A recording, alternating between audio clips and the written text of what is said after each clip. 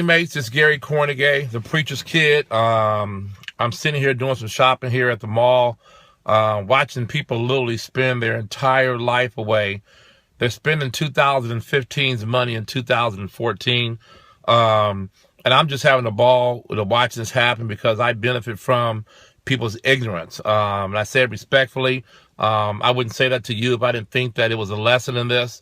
I want you to understand how this whole game is played out. Now, if you say that you would like to, obviously be rich, be fit, or die trying, and you wanted me to talk to you about the get rich side of this, and we've already given you two different strategy of many I'm going to give you. And the first one, obviously, is God wants you to be rich. Just recap what we talked about last time. The second is if you want to be successful, you cannot have a dislike for people that are already successful or at least going after success. I see that happen so many times when people start out their own business and they go out doing what other people have never done before, maybe in their family or in their environment or their culture, and immediately get ridiculed by the people that are close to them, and they don't understand why that's going on. So my message to you guys that are going after it and not letting things happen to you, but making things happen, stay the course. It's going to happen for you at some point. I know it's very frustrating when your friends and family tell you that you're not going to make it, but listen, you're not going to get wealthy with your friends and your family. I mean, that's some bad news for you, okay? But it's actually good news as well, okay? Because why? Your friends and your family are just that, your friends and your family. And the minute you start mixing business with your friends and family, in most cases, there are some, rare scenarios where family work together in business and there's no problem. But in most cases, if you started your own barbershop and your friends came into the barbershop, are they going to give you more than what you asked for? Or are they going to ask for something complimentary or for free? 9 times out of 10, when a family member or friend come into your establishment to support your business, they expect for you to give them at the very least a discount. But in most cases, they're offended when you ask them to pay you for services rendered, okay? So why would you want to build your business with the support of your friends and family initially? Okay. Now, when you're starting out right now, you don't have a lot of money to be giving away to friends and family just so they can say you're cool. So what you want to do is in the beginning is maybe isolate yourself from your friends and families, the ones that are not supportive, that don't have your vision. Okay. And so that's just the standard to be successful in anything you do. For example, I didn't go to college. Okay. I'm still street smart. I have my PhD, my public high school diploma. I do have my MBA, which is my mega bank account, but I didn't go to formal education. So guess what I didn't do when I decided or when I discovered that that was not the way I was going to achieve my success? I didn't hang around people that were going to college. Okay, my friends were people that were actually got out of high school and went into the workforce right away, and then eventually either tried to start their own business and maybe failed at it or just became good employees. But I didn't hang around people that were big on education, formal education. And I have tons of friends that went to college, graduated, are scholars, and we're buddies, we're friends. But in the beginning part, I didn't hang out with them, not because they were doing anything bad or because they were better than me or because I was better than them, but because I knew that we didn't speak the same language. And I knew if I was around them, it would make me feel uncomfortable because once they start talking about things as it relates to formal education, I would be very docile in that environment. So I obviously went towards the path of least resistance. And it's the same with you as an entrepreneur, where if you want to become successful in your own business, you cannot hang out with people that are not achieving success or not at least going for it. Are you with me? So if you're having a guy who's going to be in his job forever, you talk to him, you ask a question, hey, Bill, hey, Joe, hey, Mary, you ever thought about your own business? Oh, no, I would never have my own business. Why would somebody do that? That's unsecure. I like the job with benefits. Well, that person is entitled to their opinion. They're entitled to their opinion, and let them be entitled to their opinion. Okay? But other people's opinion of you does not have to become your reality. You're entitled to your opinion. Okay? So what you do is you find like-minded people that are entrepreneur-minded people that get it, and you spend time with them. And you're going to get a lot of encouragement from them. Matter of fact, you'll get more support from them. When they come into your restaurant, your barbershop, or they use your services, they're going to actually probably give you more than what you asked for because they understand the grind. They understand the price that's paid to become successful. Believe it or not, I've been in sales now for almost 30 years. I only make my income from, services rendered, whether it be through me or one of my actual business partners. And I have several business partners, somewhere like 500 or 600 business partners. So they're out offering services. Obviously, they're compensated very well. And I get a percentage because I'm the one that taught them how to do that, or indirectly or directly, okay? So I make all of my income strictly from offering services to the public. And these are needed services. I'm not going to get into what I do, all right? But I want to tell you something, all right? Most of the time when someone comes to me to try and sell me their ideal, sell me their services, I'm the easiest seller in the world. Now, don't call me though, okay? But I am the easiest seller in the world because I respect the grind. When people door knock me and want to sell me something at my front door, I answer the door, and with respect, I bring them in most cases, and then I offer them something to drink, and I listen to what they're talking about, because you can always learn from everybody. But that's just me respecting the game and the price those people are paying when they go out and actually, do what they do. So I'm going to tell you that. So stay the course. Don't worry about that, okay? So here's tip number 3. You ready? Here it is. Entrepreneurship is the best game in the world if you understand the system that we live under, the structure. If you understand the framework of the country that you live in. For example, I live in the United States. The framework that our system was built upon is called capitalism. Now, schools don't teach this. They don't teach capitalism. You know why? Because schools, they train employees to go work for corporations, and they're funded by corporations and the government. So those employees can be exploited at some point. So corporations, they basically buy employees wholesale and they sell them retail on the open market. It's totally legal, by the way, okay? Let me tell you why it's legal. Going back 300 or 400 years ago, when slavery was considered illegal, and that's where you actually hold a man or a woman against their will and make them work for you, and you have this abundant life, and they end up living in the back house, outhouse, no house. They get the worst health care. They get the scraps off your table. They're literally slaves, okay, and they're held against their will physically. Well, somewhere between 1863 1864, during the Emancipation Proclamation that was signed by Abraham Lincoln, a Republican, by the way, not that I'm getting political on you, okay, but Abraham Lincoln, the man who freed the slaves, was a Republican. But I want you to understand something. The game was written like this. The Bible says the borrower is a slave to the lender. And what the former slave owners figured out is that we got to stop holding people physically and start holding people financially. So they invented a card called the MasterCard, because when you swipe it, you enslave your future. You enslave your family. You enslave yourself. And there is no chains on your hands. There's no chains on your necks. The chain is now on your wallet, and the chain is on your brain. Schools put chains on your brains, tell you what you can't do. They always tell you what you cannot do. When you were actually in kindergarten, you were told by your teachers that you could do anything. When you were 4 and 5 years old, you were told what? Hey, what do you want to be, Johnny? I want to be an astronaut. You could do that. Write that down. Here's some crayons. Draw a picture of what you want to be. And your kid came home from the first day of school with a picture, and you put it on the refrigerator, and he drew out the white picket fence, and he drew a picture of mommy and daddy and the dog and the house and his little brother and little sister, right? And he draws a picture of him being an astronaut or him being a doctor or a ball player or a businessman. And that was fine. But once he reaches 6 or 7, and he goes into first grade and beyond, they now start basically unprogramming what God has done and start reprogramming them and tell them what they cannot do. Well, I'm here to tell you, I work with more adults that come to me, okay, and I'm talking about in the thousands, that have low self-esteem. They don't believe in themselves. And I go, where'd that come from? Like, why would you sit in front of me and say, I don't think I could do this? But then you go to a job and you tell the interviewer or the supervisor that what? I'm a team player. I'm a quick learner. I could do anything. I have time integrity. If you just give me a shot. But you don't tell the boss, I don't think I can do that. You don't tell the interviewer, because that's stupid. Why would you say something like that, right? So for $8 an hour, for $15, $20, $30 an hour, you know how to act in front of the boss. But when someone says, hey, you're talking about being your own boss?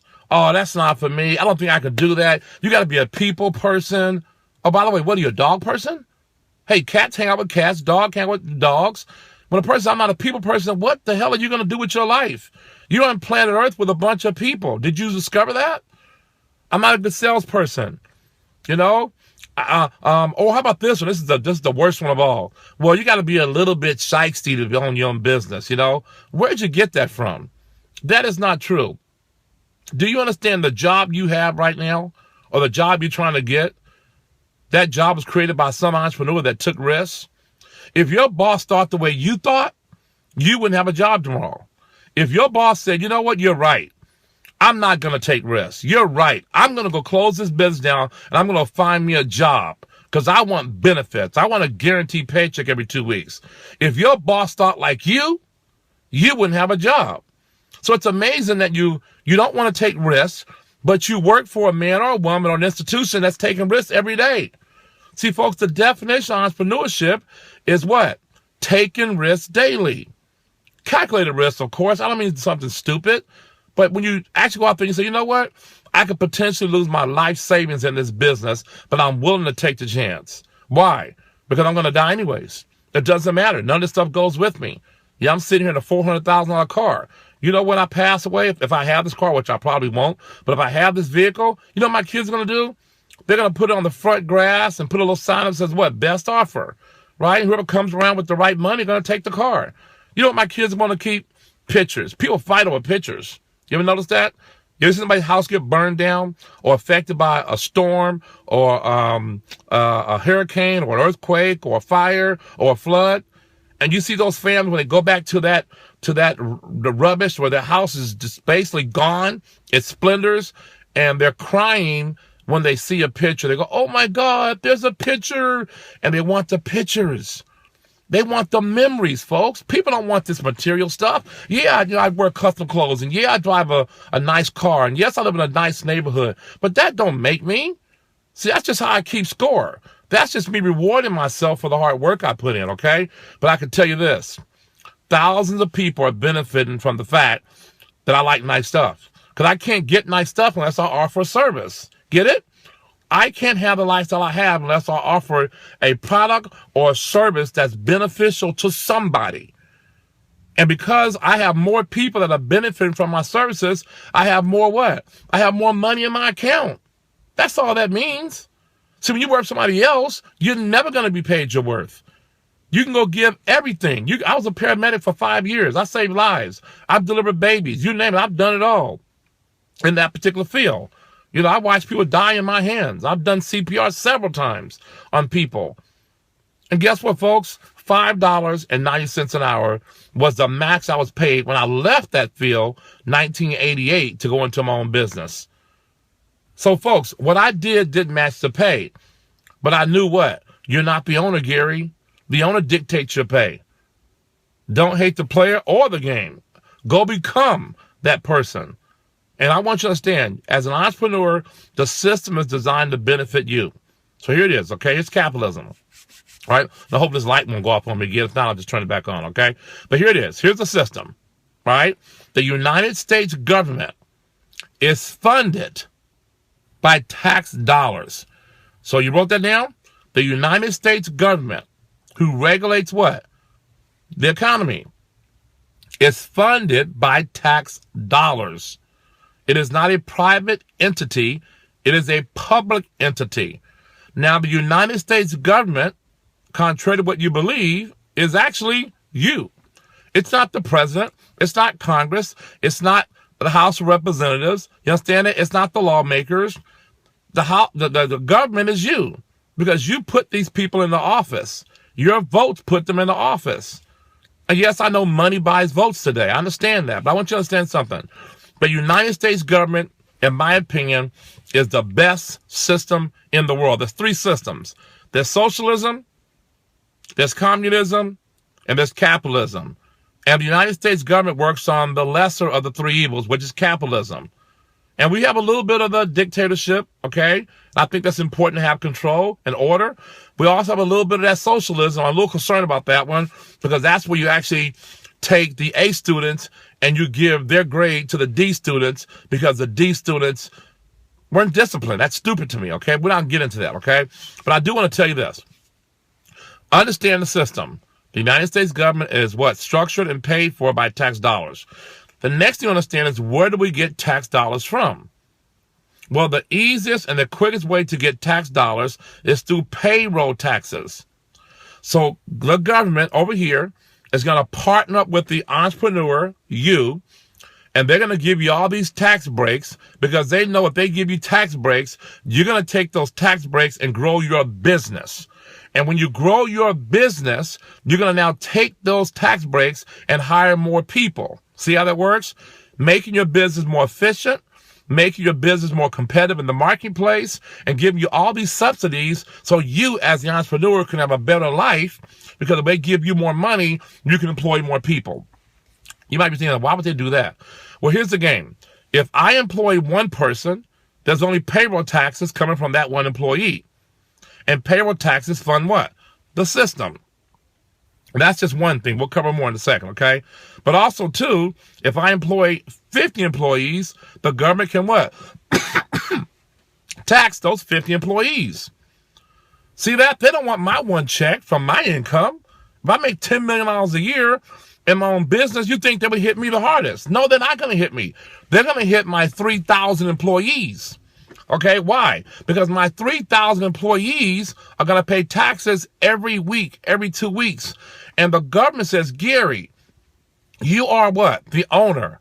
We would like for you to take out of Joe's paycheck before he gets his hands on it, because we don't trust the employee. He's a liability to the system. He's not an asset. Take out his paycheck through payroll taxes and hold that money in your account for a complete year. You get all the interest on it. At the end of the year, you can pay the payroll taxes. So, for example, if I hire you and you work for me and I pay you $1,000 a week, and let's say you're in a 35% tax bracket, okay? I'm going to deduct $350 from your check. It's not the government, it's me. I'm taking $350 out of your check. You're going to take home $750 to your wife and your kids. I'm going to keep the $350 in my account, because I don't have to send it to the end of the year. And it's going to draw interest in my account. And then at the end of the year, I'm going to send your $350 times how many checks I gave you throughout the year. There's 52 weeks in a year. So I'm taking $350 times 52 weeks in a year, and I send that to the IRS. Now, I provide you with health care. I provide you with maybe a business expense account. I provide you with a lot of different things. But did you know at the end of the year, the IRS says, Gary, can you show me basically a P&L, profit and loss sheet, where the $1 million that your company made, or the $10 million, can you show me that you spent that back into the business? And when I show the IRS that I actually made $10 million, but I put 900 or 9 million, should I say, of the 10 million into the business, the IRS says that you don't pay taxes on that 10 million. You only pay taxes on the million. Okay? Now watch this. But what if I decide to employ my kids? What if I decide to take my daughter and make her an employee of my company, and then give my daughter a scholarship funded by the company so she could further her education? Would her education be a tax write-off? Interesting. What if I decide to employ my son and give my son a company car like your company does? Would that car be a tax write-off? It's not his car. It's a company car. His boss happens to be his dad. What if I employ my wife and we go out to dinner tonight and we talk about our biz, which we do all the time? Would that dinner be a write-off? I am having a meeting with my business partner, who happens to be my wife. See, folks, when you understand how the government works, it's not to punish the entrepreneurs. They want you to be rich, because they know you get rich, you do what? Like, for example, I'm in this big car here. There's luxury taxes. You know, when you live in a bigger house, you have bigger property taxes, which funds the schools, by the way. Okay? So the government wants you to be rich. They want you to become successful, and the rules are made to benefit the entrepreneur. And if you understand the tip I just gave you, you will become an entrepreneur. Now, here it is, okay? Here's some bad news.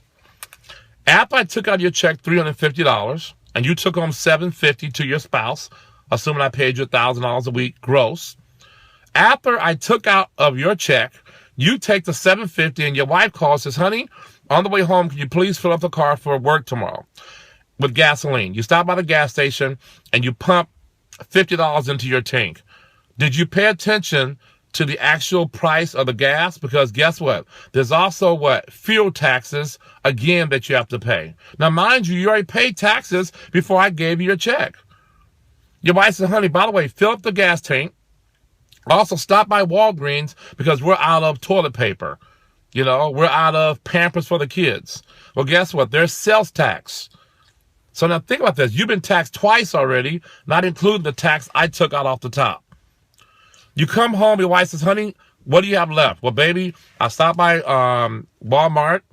I also stopped by the gas station. I got some gas as well. So, okay, great. Give me the checks. So you give your wife what's left over. Let's say you have left over $690, all right, after you put gas in the car and stop by and get some toilet paper.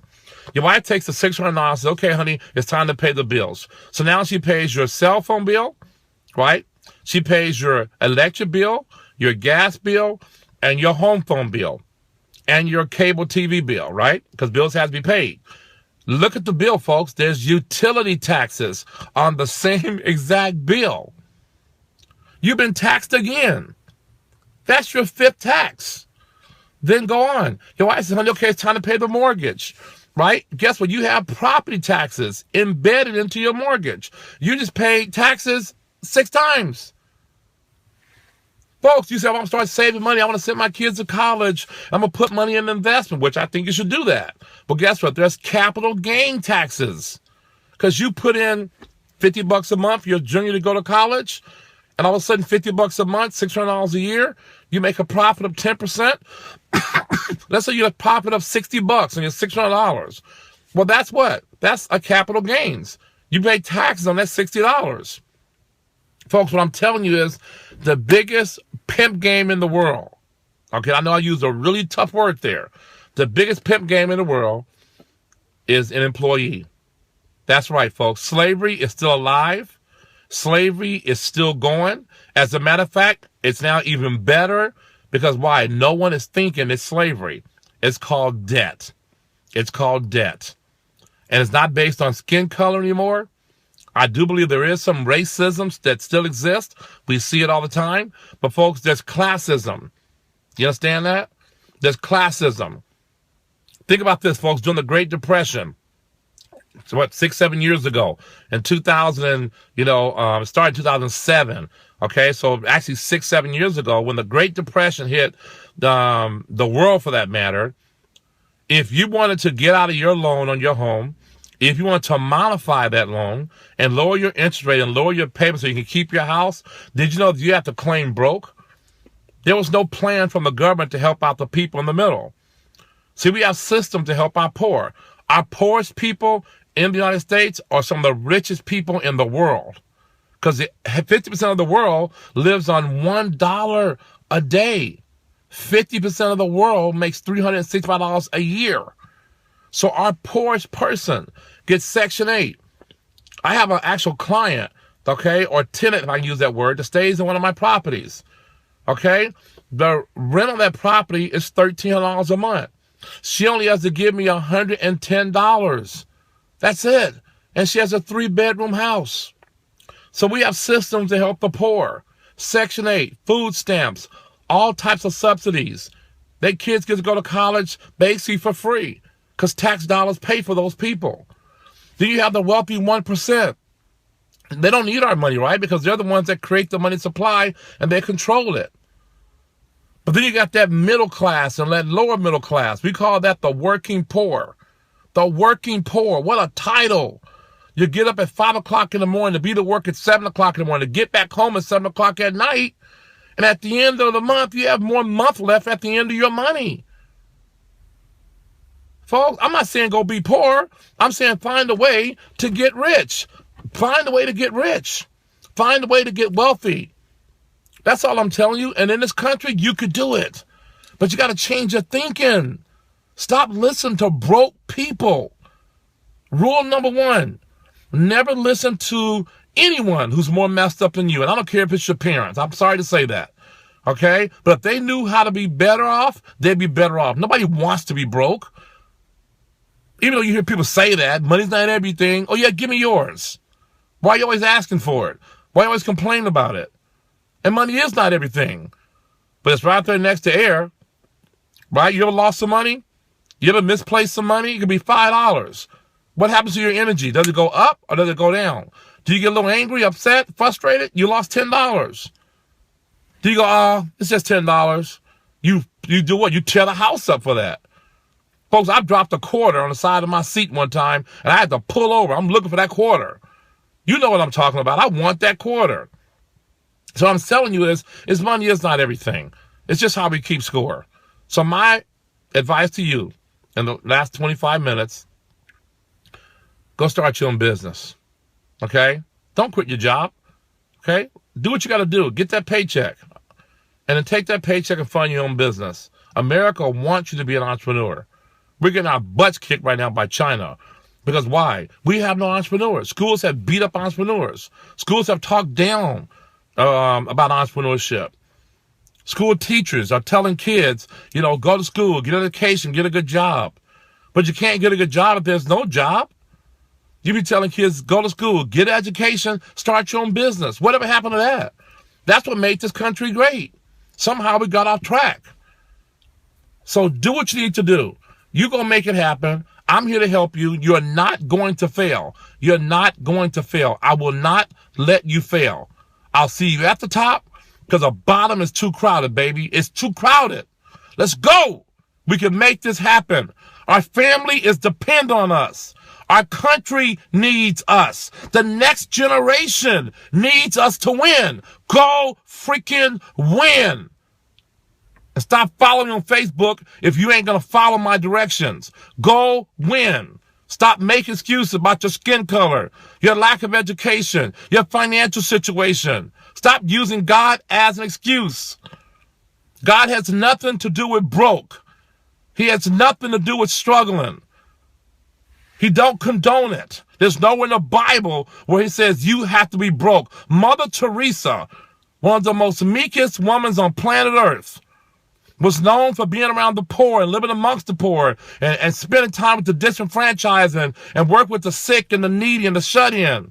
When she died, she was worth $500 million, and Mother Teresa had her own jet, and she had people working for her on payroll. Get that out of your head that you have to be poor to be a Christian. There's nothing in the Bible that says that. And if there's any pastor, priest, or any spiritual leader, call me up and tell me where in the Bible it says it's okay to be broke. It's not okay to be broke. You understand when you're broke, you're vulnerable, you take shortcuts. The most honest person starts thinking about stealing and cheating on their taxes. See, folks, you could win. Go win. You could do this. Call me if you want to win. Facebook me if you want to win. We'll find a way to make it happen, okay? I love you, and I'll see you at the top. God bless you.